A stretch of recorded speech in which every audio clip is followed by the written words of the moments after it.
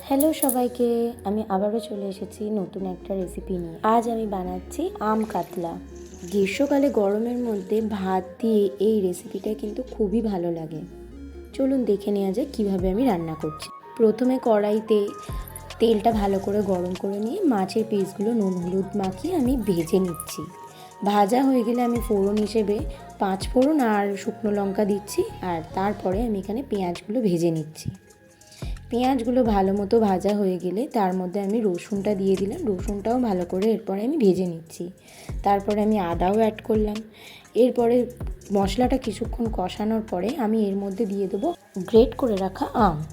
এরপরে বেশ কিছুক্ষণ নাড়িয়ে চাড়িয়ে তার মধ্যে আমি দিয়ে দেবো হলুদ গুঁড়ো, লঙ্কা গুঁড়ো আর নুন, আর তারপরে আমি কিছুটা পরিমাণ জলও অ্যাড করে দেবো।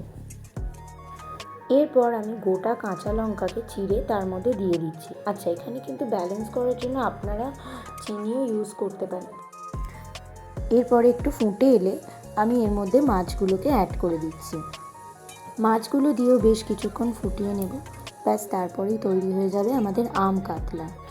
এখন ওপর থেকে আমি বেশ কিছুটা কাঁচা সর্ষের তেল ছড়িয়ে দিচ্ছি। আমার রেসিপি যদি আপনাদের ভালো লেগে থাকে অবশ্যই লাইক, কমেন্ট, শেয়ার এবং সাবস্ক্রাইব করতে ভুলবেন না।